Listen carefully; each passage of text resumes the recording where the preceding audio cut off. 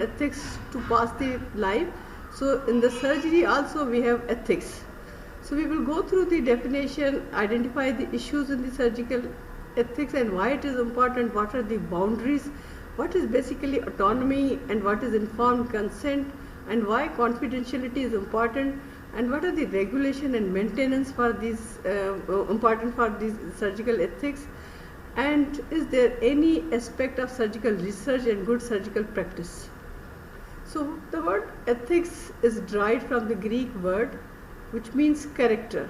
So to put it formally, ethics is the branch of the philosophy that defines what is good for the individual and for the society, and establishes the nature of obligations or duties that people owe themselves and one another. Now we really in these days not remembering what are the ethics. Even to be in the home, you must remember the ethics. So Greek healers in 4th century BC drafted the Hippocratic Oath and pledged to prescribe regime for the good of my patients according to my ability and my judgment, and never do harm to anyone. Now this is what is our oath. So ethics is an essential discipline in the practice of the surgery. It represents your best understanding of moral responsibility. If you are operating somebody, it means you are wholly solely responsible for the body of that person. So it evolves as reasoned reflection on clinical experience. I always say, when you operate a patient of acute appendicitis, remember, if this patient is your own son or daughter, is your own sister or brother, is really there is an indication of operating this acute appendicitis. So role of surgeon is to act as the patient's fiduciary. Now what is fiduciary? It is the person to whom property or power is entrusted for. कहते हैं ना कि बेहोश होने के बाद अल्लाह के हवाले, यहाँ पर बेहोश होने के बाद सर्जन के हवाले, सर्जन कुछ भी करे. So ethical study investigates what should be our character and conduct. Morality is subject to re-examination and improvement. Now ideas of justice and fairness require critical assessment and improvement. Ethical argument should maintain relevance. Now what are the issues related with the surgical ethics? There are basically 5 important issues. One is autonomy, informed consent, confidentiality, research and excellent standards. So what is autonomy? Do you know what is autonomy? It is the respect the autonomy of the patient. It means patient is responsible for his or her treatment. You have to recognize the rights of the patients. If patient is allowing you to do something, you will be allowed, otherwise no. So patient have right to make choices over their surgical care. So respect for autonomy is the basis for informed consent and advances directives. For example, a very clear example, if somebody who is a candidate for mastectomy for carcinoma breast, but patient is not giving you the consent that I want breast conservation. Now your responsibility is to give all pros and cons and then respect the decision of the patient. That is the autonomy. Now information. Now information is important, because without information you cannot allow patient to act as an autonomist, because explanation of patient's disease, explanation of untreated natural history, recommendations of most appropriate surgery, discussion of risk and benefit, anticipated outcome, prognosis, treatment alternative. Now this is also known as informed consent. It means you have to tell that this disease can be treated surgically, can be treated with the medical ways. Now what surgery? There are different types of surgery. What are the pros and cons of surgeries? You have to tell all the alternatives. So comes again consent. Now you see, for taking consent you have a very good venue which is calm and quiet. Consent must be in a patient's own language, in a simple language, and you must give time to the patient to take the decision. And the principal person who's doing the surgery is the surgeon. Now you have to record whatever you talk to the patient. and whatever patient said to you, you have to do the entry on your case record copy. So attention, information must be very accurate and reasonably complete. Now this is very important, that you have to avoid the technical language. Now patient don't know what is acute appendicitis. Patient don't know what is the pancreatitis. So you have to tell simple words, alternative for those. And if there is a problem in understanding between you and the patient, there must be some translator there, and it is your responsibility to clear all the doubts of the patient. Now there are certain practical difficulties. Even you tried a lot, but patient is unable to understand, and patient simply refuses. No, I don't want surgery. But you think this patient really needs surgery. If we will not operate, there is a danger to the patient. So these are known as practical difficulties. Means when patient refuses, or temporary patient is unconscious. You are not able to take the consent from an unconscious patient. Or children less than 18 years or minors who are legally incompetent or incompetency. For example, patient is a psychiatric patient, or patient is unable to listen or to tell, that is deaf and dumb. So there are certain incompetencies. Now in these things, in unusual circumstances, when patient is close to the death, no evidence shows that a specific treatment desired by the patient will provide any benefit from any perspective. The physician need not provide such treatment. If there are no treatment options, then the patient is the brain dead and the family insists on treatment. If there is nothing that the physician can do, treatment must stop. Noted in case sheet along with senior clinician's agreement.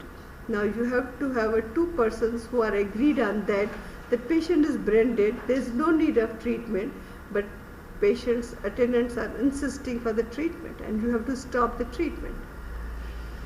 Now confidentiality, very important. And in every aspect of the life, you see, confidentiality is important. And the principle of confidentiality is that the information a patient reveals to a surgeon is private and has limits on how and when it can be disclosed to a third party.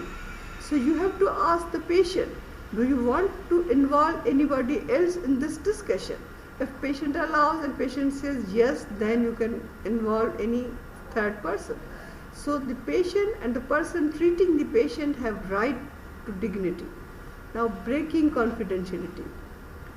There are certain conditions when you have to break the confidentiality. If the patient is threat to self or others or other team members, treatment options, public interest or court order. In these conditions, you can break the confidentiality. Now, research. What is the role of research there? Surgeons have a subsidiary responsibility to improve operative techniques through research to assure their patients that the care proposed is the best. Now, if you are doing certain procedure in certain patients and you want to see whether this procedure is good or bad, it means you are making this as a part of your research. It is your responsibility, ethical responsibility, to take the permission from the patient that we are involving your case in our research. So the administration of such regulation is through Research Ethics Committee, and surgeons should not participate in research that has not been approved by such bodies. So we have to maintain good standards. Good standards everywhere counts a lot. To optimize success in protecting and health to an acceptable standard, surgeons must only offer specialized treatment in which they have been properly trained. For example, I am not trained in robotic surgery because I don't have robot in my hospital. And if somebody or patient wants robotic surgery, I must explain this thing to the patient and refer this patient to a place where robotic surgery can be offered to that patient. So to do so will entail sustained further education throughout a surgeon's career in the wake of new surgical procedures. It means every surgeon, whether he is double FRCS or whatsoever, there is an ongoing training. we need training at every corner of our life. To do otherwise would be to place the interest of the surgeon above that of the patient, an imbalance that is never morally or professionally acceptable. So that is related with the surgical ethics. Now patient safety. Now patient is solely dependent on the surgical team, and we have to take care of the patient from all aspects. What are those aspects? So patient safety is the absence of preventable harm to a patient during the process of healthcare. For example, a very simple reason. When you are shifting a patient to operation theatre from the ward, now it is the ward boy or nursing attendant, but you as a surgeon is responsible. You have to take care that during shifting, patient may endanger any trauma or anything. For example, discontinuity of oxygen. For example, discontinuity of the IV solutions if it is important to the patient. So the discipline of the patient safety is the coordinated effort to prevent harm to the patient caused by the process of healthcare itself. Even the documents of the patient, the history of the patient, the case record of the patient, it all comes under the patient safety. So the prevalence of the adverse healthcare events, whenever there is any adverse healthcare event, you have to record, you have to inform. It estimates that even in advanced healthcare facilities availability, 1 in 10 patients receiving healthcare will suffer preventable harm. Very unluckily, and sorry to say, if somebody who is having problem in his or her right leg and surgeon operated the left leg due to error in documentation, you see, this is a preventable harm, and you cannot think about what problems can occur due to this thing. So the financial burden of the unsafe healthcare globally is also compelling, resulting as it does in prolonged hospitalization, loss of income, disability, and litigation costing many billions every year. Recently, many initiatives to improve patient safety has been taken, which has to some extent has reduced errors, but still many issues not been resolved. So an adverse event, an incident that resulted in harm to the patient, a near miss, a no harm event. What is a near miss? An incident that could have resulted in unwanted consequences but did not, either by chance or through a timely intervention, preventing the event from reaching the patient. A no harm event means an incident that occurs and reaches the patient but results in no injury to that patient. So it means harm is avoided by chances or due to mitigating. Now, factors that contribute to patient safety incidents. Human factors. Inadequate patient assessment means delay in the diagnosis. A patient comes to you in the emergency with the pain in right iliac fossa. Patient is having acute appendicitis, but you thought it is UTI, it is urinary tract infection. So you just prescribe the antibiotics and treatment and send patient home. Again the same patient came to you in emergency with the perforated appendix. Now this is known as inadequate patient assessment, which is preventable. Now failure to use or interpret appropriate test. Now a junior doctor, a house officer, or a person who has not interpreted test properly, error in performance of operation, treatment or test, inadequate monitoring or follow-up of the treatment, deficiencies in training or experience, fatigue, overwork, time pressure, personal or psychological factors, that is depression or drug abuse, patient or working environment variations, lack of recognition of dangers of medical errors. So these are the incidents which contribute to the patient safety. Now sometimes it is not only the healthcare worker, there is system failures also. So poor communication between healthcare providers. So it means when you are leaving, you are giving over to somebody, but when you are not giving over, there is a poor communication, inadequate staffing level, disconnected reporting system, lack of coordination at handovers, drug similarities, environmental design, infrastructure, equipment failure due to lack of part or staff operator, cost cutting measures by hospital, inadequate reporting system. Now this is the system failure. You are,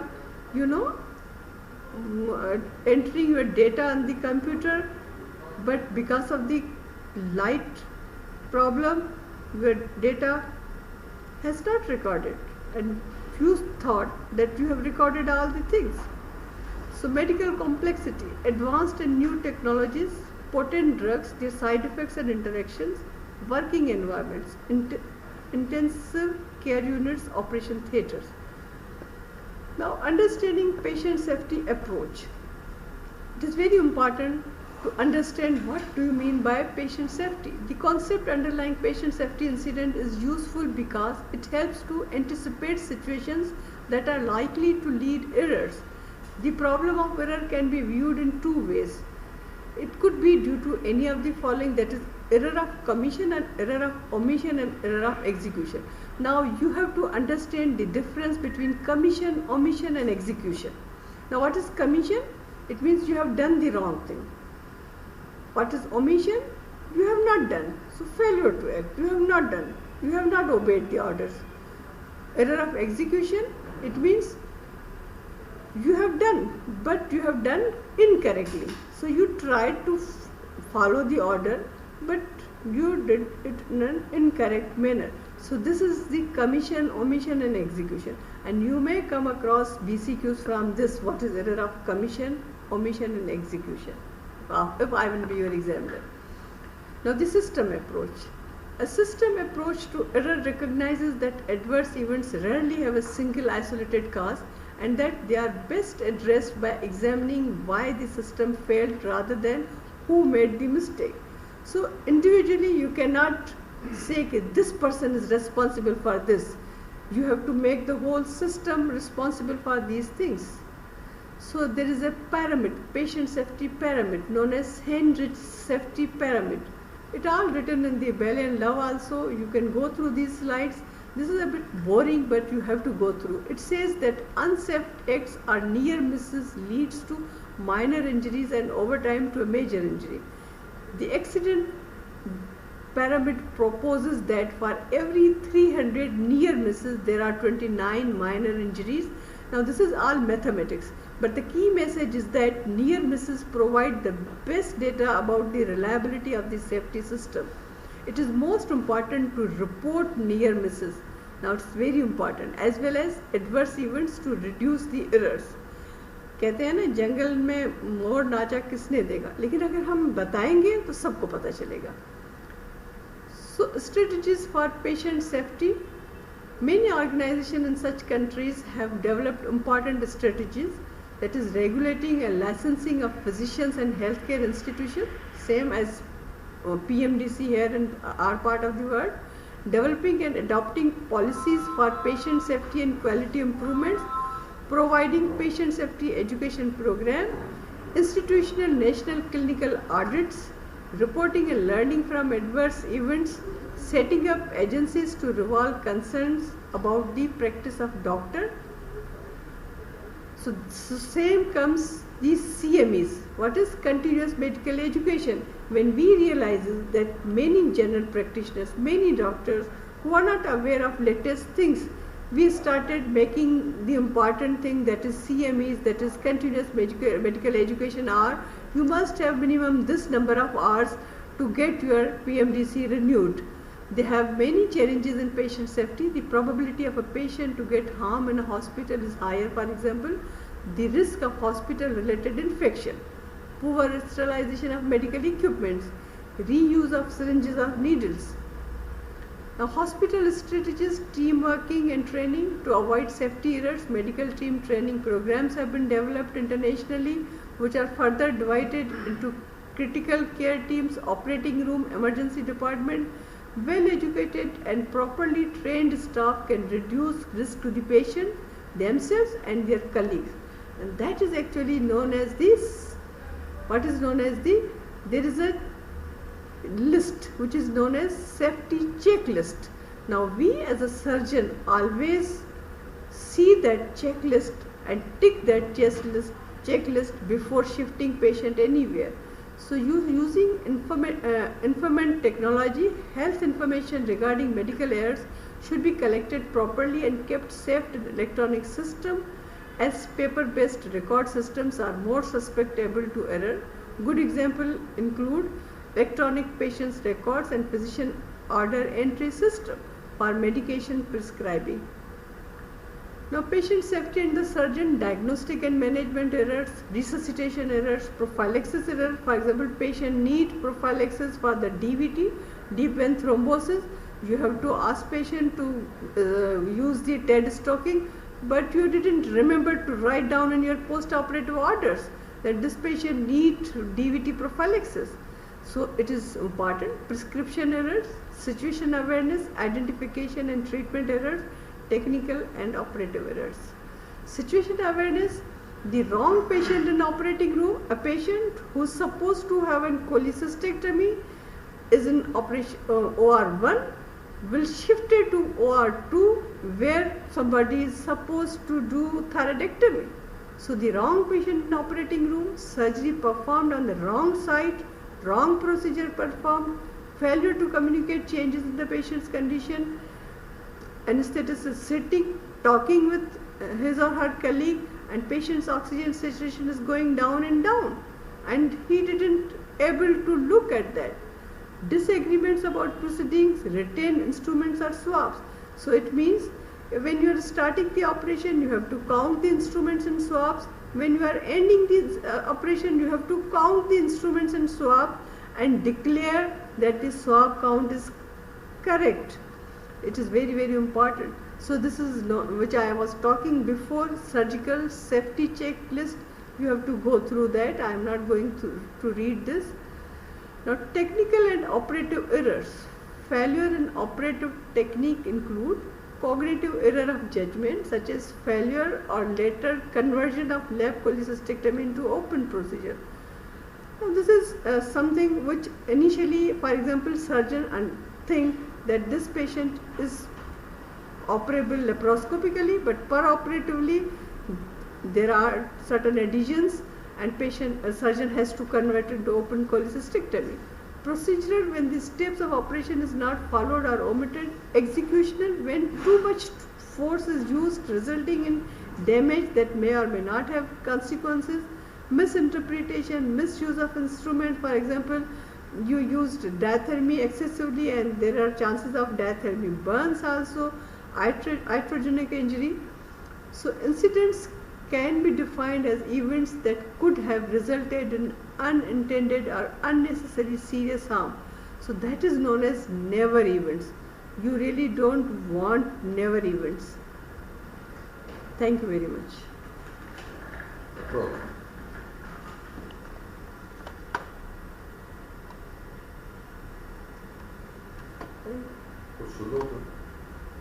करीबन 3 minute